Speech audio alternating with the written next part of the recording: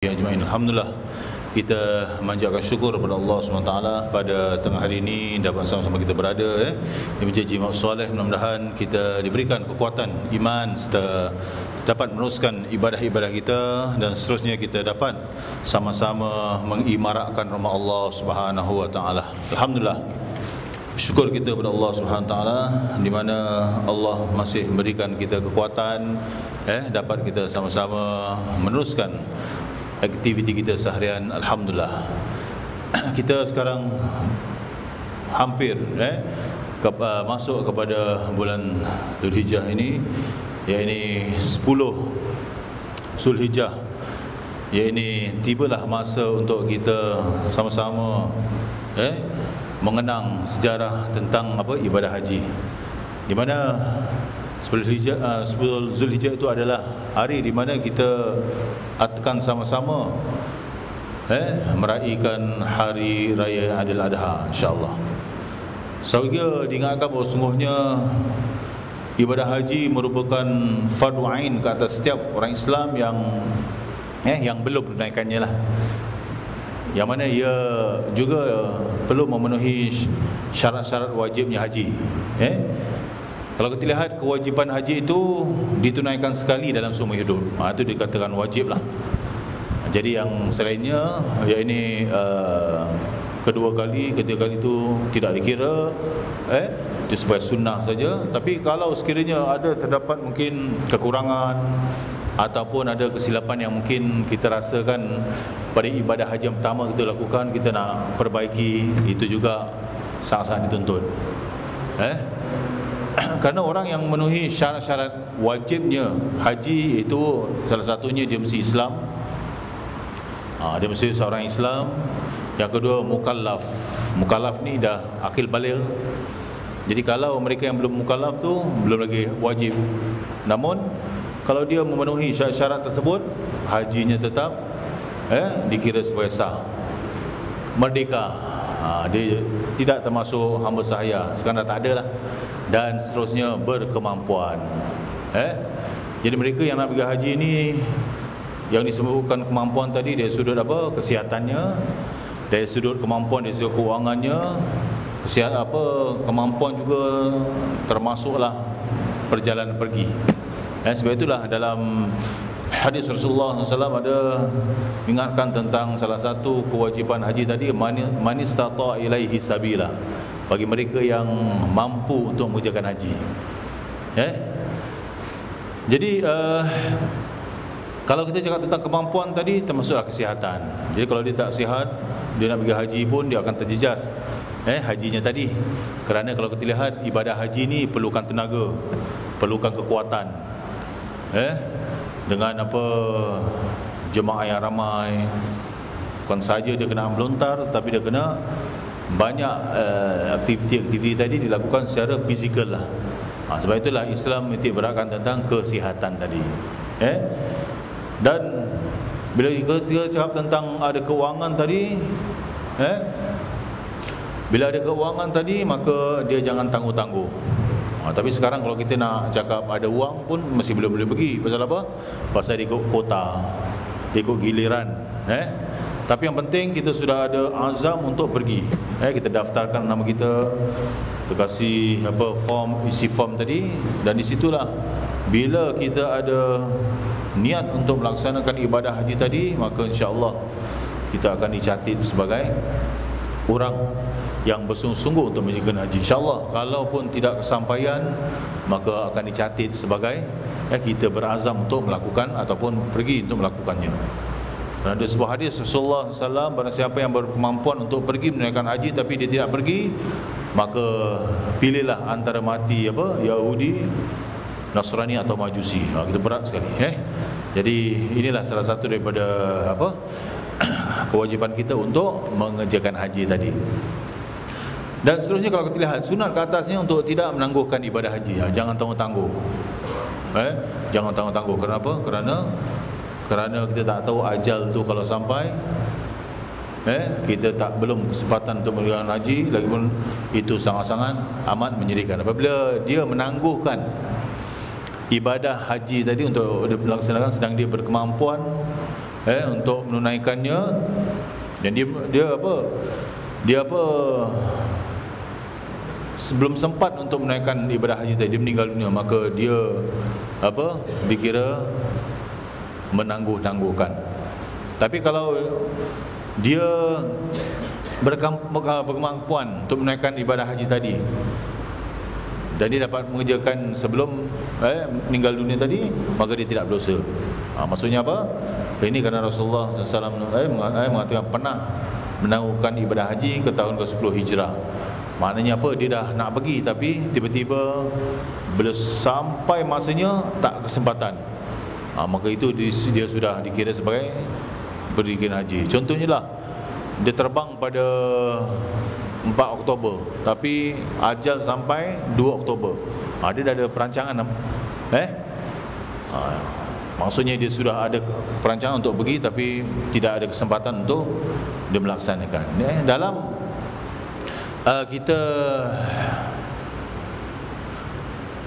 hendak mengerjakan haji tadi, keharusan menangguhkan ibadah haji bagi orang yang memenuhi syarat wajib ini disyaratkan dia berazam. Dia dah berazam tadi saya cakap untuk menunaikan di tahun akan datang.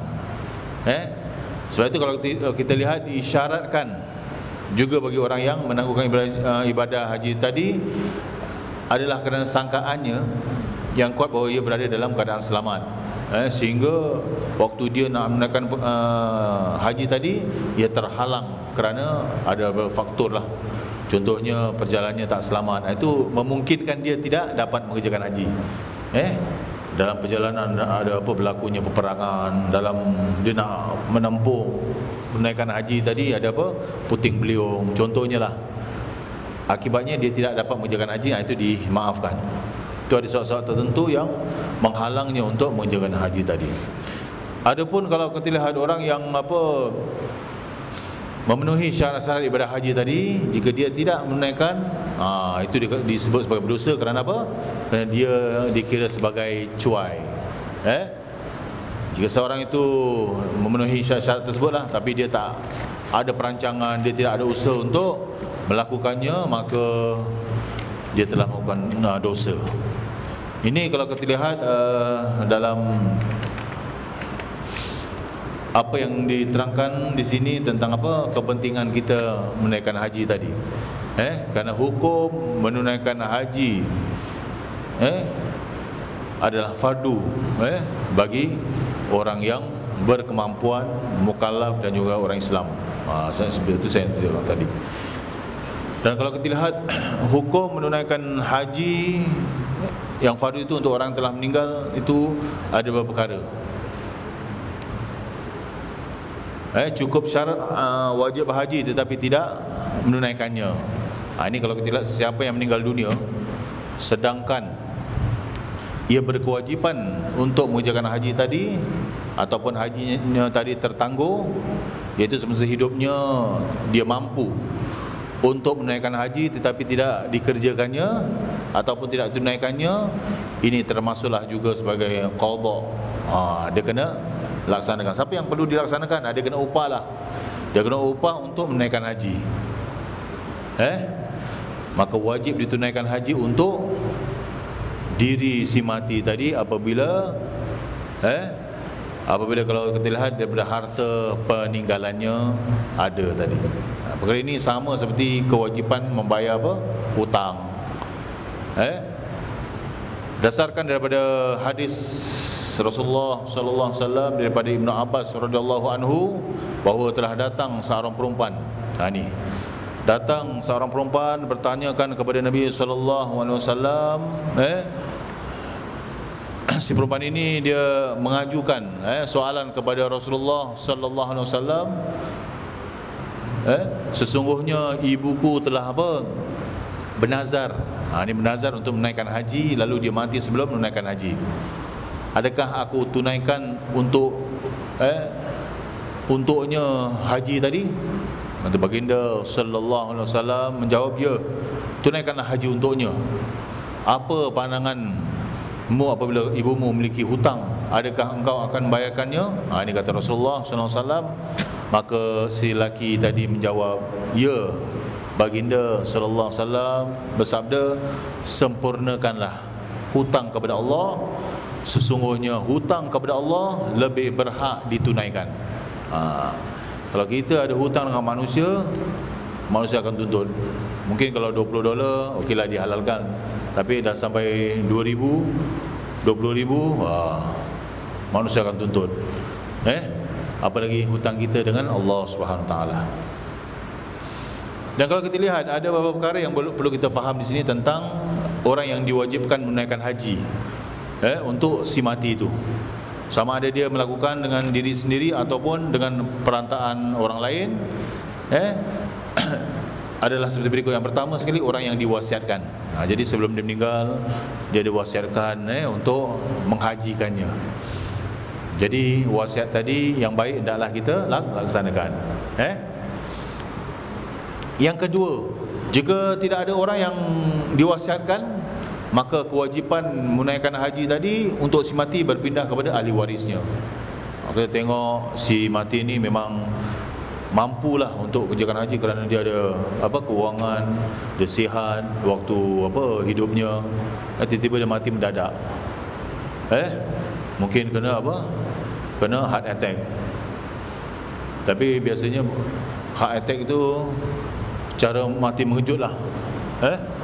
Jadi bila dia mati mengejut begitu, maka warisnya atau ahli keluarganya tadi hendaklah menunaikan haji untuknya. Sekarang kalau Masjid Haji Mak Soleh ni, siapa yang nak mengerjakan haji, kita ada buat badal haji untuk siapa yang telah meninggal dunia lah. Harganya sebanyak 1,500. Syarat-syaratnya orang yang nak tunaikan haji, dia mesti sudah mengerjakan haji lah. Tak boleh orang yang belum haji, dia cakap saya nak buat haji sekali lah. Tak boleh. Pasal apa? Sebab dia dah haji, baru dia hajikan orang. Contohnya nanti kalau di Mekah tu ada pegawai-pegawai travel haji tadi, ataupun mungkin di sana ada orang-orang yang berkesanggupan untuk menunaikan haji tadi untuk si mati tadi. Jadi kita cuma bayar dia punya mungkin penatnya. Kita bayar kepada pegawai, ataupun ada juga pelajar-pelajar yang yang ditugaskan untuk membantu untuk menunaikan haji. Itu juga boleh. Ataupun ada mutawif yang dia memang saban tahun tiap tahun dia sudah menunaikan haji. Itu juga dia boleh menghajikan orang yang telah diamanahkannya tadi. Ini salah satu daripada syarat-syarat bagi orang yang hendak menghajikan menunaikan haji kepada orang yang telah meninggal dunia. Itu dia. Jika tidak ada ahli waris, maka berkewajipan menunaikan tadi haji untuk si mati berpindah pula kepada hakim. Hakim pula kerana ini. Hakim telah mengarahkan, okey, duitnya ni mungkin lebih dia dah hajikan. Dan seterusnya, jika si mati tadi tidak ada harta peninggalan, maka sunat bagi ahli warisnya dan orang asing walaupun tanpa izin ahli waris menunaikan haji untuk si mati. Jadi kalau kita lihat, kalau orang tu tak ada harta, dah tak ada kewajipan untuk dia menunaikan haji. Tapi kalau kita nak hadiahkan dia, contoh ibu kita memang tak ada kewangan, tak ada harta, tapi kerana ihsan daripada anaknya, ni harta ni individu, kepunyaan individu. Tapi kerana mungkin kita nak hadiahkan ataupun kita nak hajikan orang yang mungkin kita sayang, ataupun orang yang kita anggap sebagai kawan kita, maka hukumnya sunnah juga untuk dihajikan. Itu disebut sebagai badal haji, ganti kepada haji pada orang lain untuk melakukannya. Jadi inilah salah satu perkara yang perlu kita fahami tentang keperluan. Jadi sekarang dalam keadaan yang tidak mengizinkan, kadang-kadang di Mekah sana ada projek yang sedang berjalan, maka baru-baru ini mungkin dikurangkan 20%. Kalau di apa penduduk Singapura tu ada berapa? 500 lah taruh ribu. Dia cuma ambil 1% jadi berapa ribu? 5,000 contohnya. Dikurangkan lagi 20%. Jadi tinggal berapa ribu? Taruhlah 4,000 lebih. Jadi sekiranya memang kita ada peluang atau harapan untuk pergi, tiba-tiba kita pula tak dapat pergi, jangan apa marah. Akan ada hikmah di sebaliknya. Di situlah kita kena apa redha. Kerana apa? Kerana keadaan tidak mengizinkan. Bila kita cakap tentang cukup syarat wajib haji tapi tidak sempat menunaikannya, ada beberapa perkara. Jika seorang itu tidak dapat menunaikan haji selepas dia mampu untuk menunaikannya, seperti meninggal dunia, dah daftar tapi dah ambil masa meninggal dunia, ataupun tak semena-mena dia apa jatuh sakit gila, kita pun tak apa tidak mahu perkara itu berlaku. Tapi kalau berlaku atau hilang hartanya, dah simpan dah baik-baik apa mungkin syarikat apa kata orang tu haji simpan, dia meminta balik. Dia tak masukkan dalam bank, disimpan di gerobok. Tiba-tiba harta duit tadi yang nak digunakan untuk haji itu hilang. Berapa ribu? 18,000. Pasal dah mula dapat 24,000. Pasal dia dah apa kata orang tu dah beli sana beli sini apa akhirnya tinggal kurang tadi, akhirnya penghabisan duitnya dicuri orang, hilanglah sebelum dia menunaikan haji. Maka tidak ditunaikan haji itu daripada harta peninggalannya. Maka bagaimanakah kalau kita lihat apa hukumnya? Di sini kalau kita lihat sunat bagi ahli waris tadi dan orang yang asing menunaikan haji untuk diri si mati tadi. Tapi yang dah hilang harta duit macam mana? Dah mula ada kemampuan, tapi bila dah hilang dah jadi tak berkemampuan. Jadi tak wajib lah. Takkan dia nak pinjam apa orang. Itu dah kira hutang jadi itu tidak digalakkan. Yang kedua, tidak mampu menunaikan haji. Tidak mampu menunaikan haji ni maksudnya apa? Siapa yang meninggal dunia sedang dia belum sempat menunaikan haji kerana tidak mampu, menurut pendapat yang muktamad adalah harus bagi ahli warisnya dan orang asing menunaikan haji untuk diri si mati. Orang asing ni orang yang tak ada hubungan dengan dia lah. Jadi insya-Allah bagi mereka yang berkemampuan, jangan tunggu lama-lama nanti terlepas. Dan bagi yang tidak kemampuan, tidak menjadi kewajipan. Dan ada disebut sebagai haji sunat. Menunaikan haji sunat untuk orang yang telah meninggal dunia adalah tidak harus melainkan ada wasiat daripada si mati. Ini bagi orang yang meninggal dunia yang tidak apa, yang sunat. Ada haji sunat. Semua haji wajib mungkin dia dah buat 2 kali, dia dah haji dah sampai 3 kali. Dia nak pergi juga tapi dia tak apa, tiba-tiba dia meninggal. Jadi haji yang kedua tu dikira sunat. Maka tidak apa harus melainkan ada wasiat. Kalau tak ada wasiat, duit itu dibagi untuk faraid. Inilah yang kita sebut sebagai haji sunat. Haji tu wajib, tapi kerana dia pergi yang kedua kali jadi sunat. Pergi ketiga kali sunat. Tapi kalau dia nak pergi lagi mungkin yang kedua tadi atas sebab nak membetulkan haji yang mungkin ada kekurangan tadi, itu biasa mengikut hadis Rasulullah SAW, lat selepas 5 tahun. Itu disunatkan 5 tahun. Seperti mana yang kita sedia maklum, orang yang hendak melakukan ibadah haji atau hendak melakukan ibadah haji untuk si mati tadi, sama ada orang yang diwasiatkan ataupun ahli waris tadi, ataupun hakim yang ingin melakukan sendiri, atau orang yang diupah untuk melakukannya, warisnya pun boleh buat juga. Tapi kalau waris pergi dah harganya dah lain dah macam orang pergi haji juga.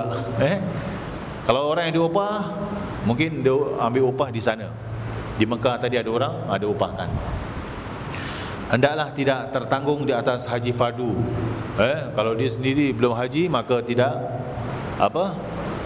wajar untuk dia menunaikan haji untuk orang itu.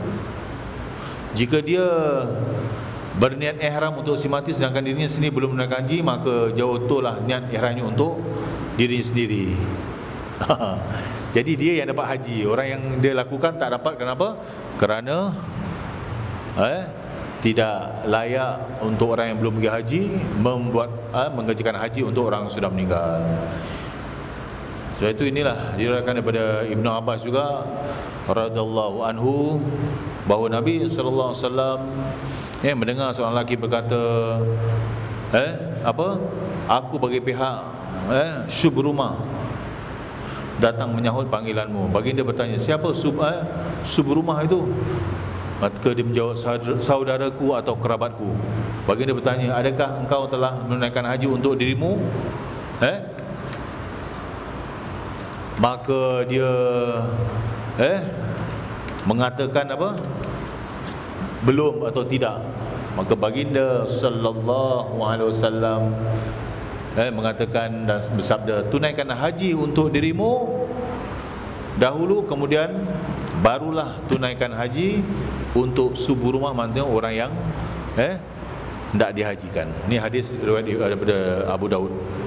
Demikianlah kalau tidak penjelasan mengenai hukum menghajikan orang yang telah meninggal dunia. Semoga penjelasan yang telah dihuraikan ini akan menjadi panduan kepada kita, terutama sekali bagi mereka yang berkewajipan untuk menunaikan haji orang yang telah meninggal dunia melalui harta peninggalannya.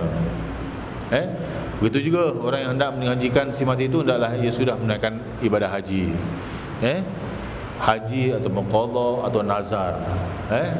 Ini hukumnya adalah wajib. Jadi insya-Allah mudah-mudahan Allah Subhanahu wa taala mengabulkan hajat kita yang ingin menunaikan haji. Walaupun kadang-kadang bila kita daftar tu sekarang 17 tahun akan datang baru kita boleh pergi haji, namun insya-Allah setiap kepayahan ada jalan keluar. Sebab itulah labbaik Allahumma labbaik, labbaik la syarika lak labbaik. Maknanya apa? Kita menyahut seruan-Mu ya Allah. Menyahut seruan Allah SWT dengan lambaian Kaabah tadi, kita pergi atas kerana redha kita ataupun niat kita untuk mendatangi rumah Allah yang telah difadukan kepada kita melalui kenderaan yang telah dimudahkan untuk kita. Mudah-mudahan insya-Allah, mudah-mudahan Allah SWT jadikan kita golongan orang yang mendapat pimpinannya. Amin ya rabbal alamin. Bismillahirrahmanirrahim. Subhanakallahumma wa bihamdika nasyhadu an la ilaha illa anta nastaghfiruka wa natubu ilaik. Wa sallallahu wasallam ala sayidina Muhammad. Walhamdulillahirabbil alamin. Taqabbalallahu minna wa minkum.